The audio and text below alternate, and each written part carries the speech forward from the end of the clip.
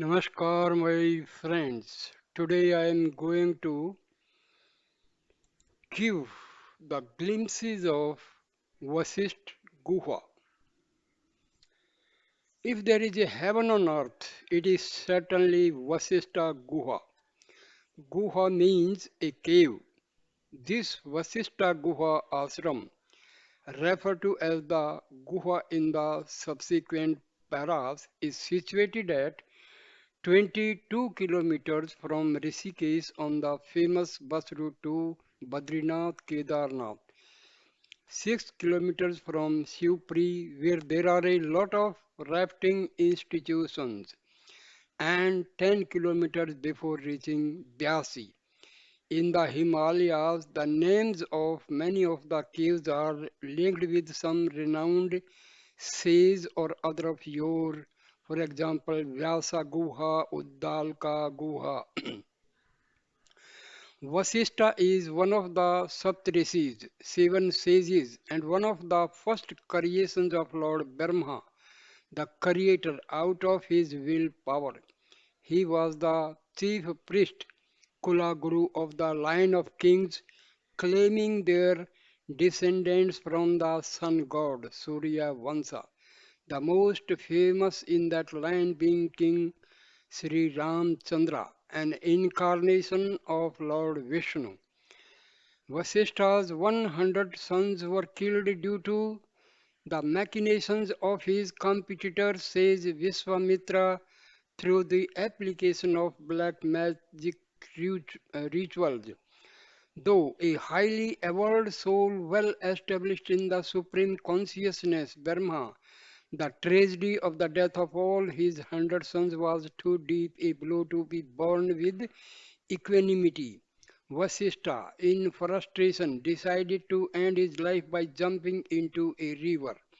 The river goddess did not want to incur the heinous sin of being the cause of the death of such a holy sage, and so just carried him safely unharmed and deposited him on the other bank where Arundhati, the wife of Vasishtha, was already waiting for her husband, as Arundhati thought that if they continued to stay in that environment, the memories of their dead children would haunt them, suggested going on a pilgrimage to the southern part of India. En route, presumably, this Vasishtha Guha was one of the places where he camped for performance of austerities, tapas, for a few hundred years.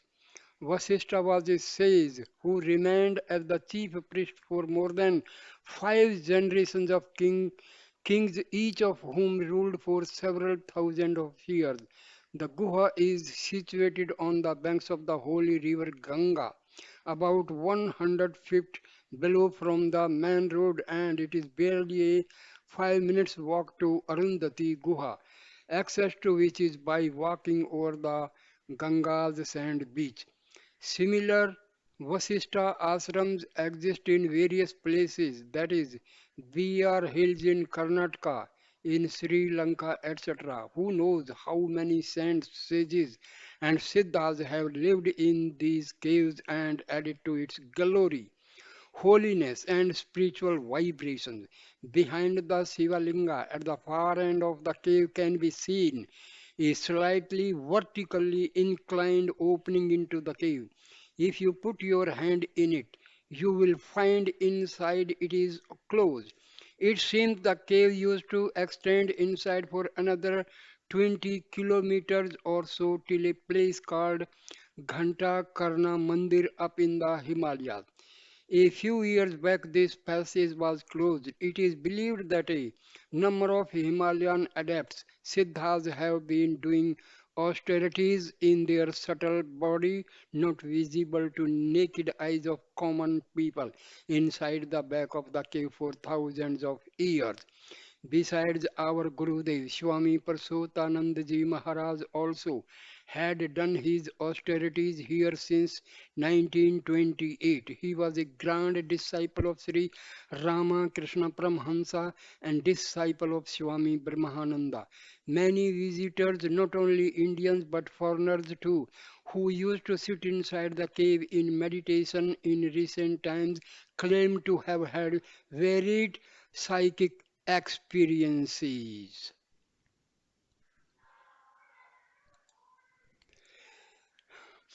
In April 1996, a letter was received in this ashram from H.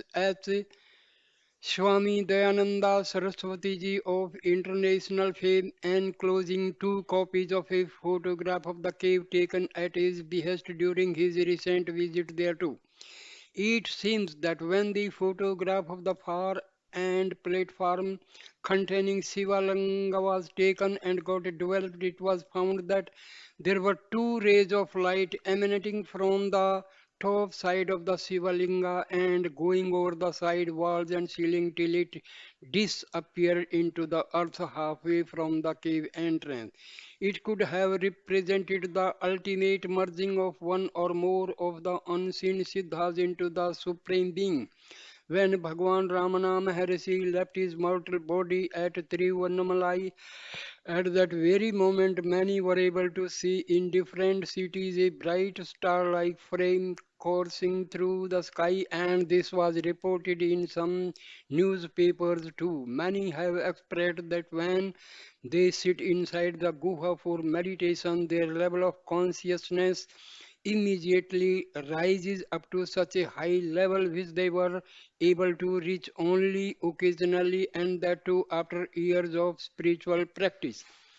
To two other incidents which have been included in a book, Fragrant Flowers, are reproduced below to illustrate the glory of the Guha. Number one, sometime in 1994 or so, a young Dutch woman visited the Guha on a day when I, Swami Shantananda, happened to be there. It was her first visit. She was sitting in meditation inside the cave till lunchtime. During lunch, she suddenly addressed me and asked, I find that your Gurudev had left his body in February 1961. Since then, have you met him again at any time? The question sounded strange and I answered in the negative. After finishing her lunch, she followed me to my room and narrated the following unique experience of hers in the Guha. After about 2 hours of meditation, when I suddenly opened my eyes, I saw a Swamiji with a laughing face standing before me. He was identical with the photograph kept outside the cave in the desk. The only difference was that, unlike in the picture, he had a long stick in his hand. A thought came to my mind that the vision was some sort of an illusion. The Swamiji smilingly told me, you are wrong, my dear child. I am as real as you are. I am not an illusion. I was astonished that he could divine my thoughts accurately. He asked me, Hey, what do you want? I replied, Swamiji, I want Gyan, true knowledge. He laughed in a wild manner and disappeared. Number one, no, not number one. I believed her because in her narration she has mentioned certain typical characteristics of my Gurudeva as follows. Number one, my Gurudev often sported a long stick even though in the picture on the desk it was not there. Number two, his typical question to my visitors or disciples was, I, what do you want? Number three, he always used to be laughing like a child. In 1980, when I, Swami Shantananda, had gone to Vashishtha Guha to attend my Guru Deva's birthday as also to do Srimad Bhagavata Saptaham, one Mrs. P had come to the Guha. On the first day of Bhagavata reading in the morning, Mrs. P did not attend the recitation partly because she had no taste for it and could not also understand the Sanskrit text. She went and sat inside the cave for meditation. After a while, when she opened her eyes, she saw our Gurudeva standing before her with a smile. She would not believe her own eyes. He told her, Yes, I am really standing before you, but you will not believe. Today, one old ex-army man with a beard will be visiting Guha for the first time, but he will refuse to have lunch here in the ashram and will go back. When this happens, you will believe in this vision. Tomorrow I shall initiate you with a mantra. Mrs. P never disclosed this to anybody. In the evening, when I saw her face full of misery, I asked her for the reason. Then she narrated the incident and told me today I have not seen any such of old ex-army man visiting this Goa. Perhaps it was all my imagination. Then I exclaimed, no, it is true. Today one old ex-army man came and the Swami in charge of the ashram took him to the library and was showing him the book Yoga Vashishtha in 3 volumes. When Swamiji pressed him to stay for lunch, he excused himself and left. Mrs. P was elated at this news. Next morning, when she went inside the Guha and sat for meditation, Gurudeva again appeared. She was desperately praying in her heart, I want only a mantra on Ram and not on any other god. Gurudeva smiled and said, yes, I shall give you only Ram mantra. Do not worry. Do you know any hymen on Ram for meditation purposes? Dhyana sloka. If so, recite it. She recited a hymen. Gurudeva gave her a mantra, bade her go and attend Bhagavatam reading which was going on outside and disappeared. I was the only one to whom Mrs. P confided the full detail of her initiation. Our Gurudeva Swami Purushottamanand Ji Maharaj left the Ramakrishna mission and went wandering around the Himalayas in early 1920s. During his wanderings by foot, he came across this Guha in 1928. The cave was surrounded by tall trees and it was all a jungle. He lived inside the Guha doing his meditation austerities for more than 25 years till a room was built for him near the Guha. In my assessment, he was a realized soul. It is told that in his earliest years in the Guha, a lion used to come from the other side of the Ganga daily in the dusk and sleep near the nearest end of the Guha, while our Gurudeva used to sleep at the farthest end of the Guha, where a circular memorial has since been built. After about a year of keeping the nightly companionship with my Greva, the lion went away never to return.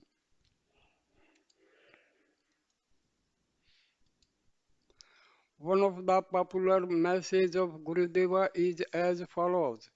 What are we seeking? Bliss. What we are searching for is within us. Within is a huge roaring ocean of divine and infinite bliss, a single drop of which can completely destroy all our woes forever, transport us to a high state of ecstasy. But foolishly we took for this outside to imagine that wife, children, wealth, name, fame, etc. can bring us happiness is a mere illusion. Our state is like that of a deer which contains the musk in its own navel, but in its ignorance seeks this divine scent in the surroundings in trees, creepers, grass, etc. The teachings of our great sages alone can therefore give us pure, unalloyed, and eternal bliss. So, this Vasishtha Guha has been visited by many sages since the ancient times. Even sages of this Ramakrishna mission they have visited and mentioned in their reminiscences about this Vasishtha Guha. And you will find mention of this Vasishtha Guha in almost all the sadhus and sages, those who have visited Himalayas. Even Acharya Sri Ram Sharma has mentioned about this Vasishtha Guha. So everybody, whosoever have the chance to visit Rishikesh Haridwar must visit this place and have the first hand experience by sitting there and meditating. So we should not miss chance of such a great says who had meditated there, and the spiritual vibrations they are existing there. People and sadhus and saints they have visited this place and they meditated there and they have written their experiences. Almost all of them they have narrated that this Guha is completely filled with spiritual vibrations. There is spiritual energy existing in this Guha. So we must visit this holy cave. Thank you, my dear friends, for watching this wonderful video. Please like, comment, and share the video and subscribe my channel. Thank you, my dear friends. Thank